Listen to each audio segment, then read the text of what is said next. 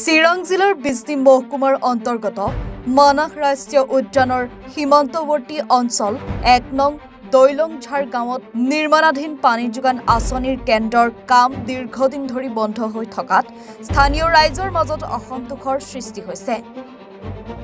উল্লেখ্য যে প্ৰায় ২ বছৰ পূৰ্বে গাঁওখনত বিশুদ্ধ খোৱা পানীৰ সুবিধা প্ৰদানৰ লক্ষ্যৰে এই পানী যোগান আঁচনিৰ নিৰ্মাণ কাৰ্য আৰম্ভ কৰা হৈছিল। আঁচনিখনে গাঁৱৰ শতাধিক পৰিয়ালৰ মাজত দীৰ্ঘদিনীয়া খোৱা পানীৰ সমস্যাৰ সমাধান হোৱাৰ আশা জগাই তুলিছিল। কিন্তু স্থানীয় ৰাইজৰ অভিযোগ অনুসৰি নিৰ্মাণ কাৰ্য আৰম্ভ কৰি চৌহদৰ পকী বেৰ নিৰ্মাণ কৰি নিৰ্মাণ কাৰ্য বন্ধ কৰি দিয়ে। বিগত কেইমাহমান ধৰি নিৰ্মাণ কাৰ্য সম্পূৰ্ণৰূপে বন্ধ কৰাৰ ফলত এই স্থানত থকা লোহাৰ ৰডসমূহ মামৰে ধৰি চৰকাৰী টকা বিনষ্ট হোৱা পৰিলক্ষিত হৈছে।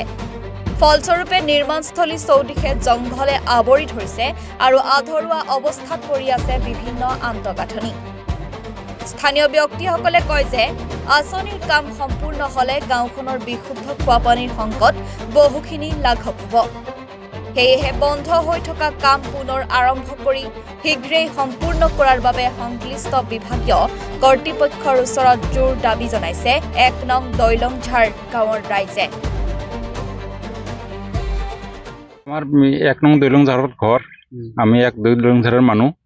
আমার রাইজ মোটামুটি আমার ঘর আছে ৩০০ ঘর আমার এইখিনি ১ দৈলঙর। কিন্তু এই জলের ব্যবস্থাটো আজি ২.৫ বছর হল, কিন্তু জঙ্গল হয়ে একদম বন্ধ হয়ে আছে। কিন্তু সরকারে এইটো মানে খেলিমেলি কৰি আছে, সৰকাৰে কোনো কামে নকৰে। কাম আৰম্ভ কৰিছে কাম আৰম্ভ কৰাৰ পাছত মানে খেলিমেলি কৰি আছে। কিমান দূৰ হ'ল কামটো আজি ভালেই ৩ বছৰমান হ'লে পৰাই কামটো নকৰে আৰু মানে জংঘল মুঞ্জি গেল, বন্ধ হৈ গৈছে, আধাতে বন্ধ হৈ আধাতে গৈছে। মানে দেৱাল চেৱাল গাঁতি আধাতে বন্ধ কৰি দিল। কি ক'ব চৰকাৰক, কি ক'ব এই ক্ষেত্ৰত? আমি চৰকাৰক অনুৰোধ কৰিছোঁ, চৰকাৰ যাতে সোনকালে আমাক ব্যৱস্থাটো কৰি দিয়ে। আমাৰ ১ দৈলংঝাৰৰ মানুহ মানে সুবিধা হ'ব। আমাৰ পানীৰ কাৰণে বিৰাট কষ্ট, পানীৰ কাৰণে আমাৰ মোটামুটি ১ কিলোমিটাৰ কষ্ট কৰি পানী আনিব লগা হয়। এইখিনি আমাৰ অনুৰোধ। বিজনীৰ পৰা আশিষ দাসৰ ৰিপৰ্ট, এনি ভাৰত 24।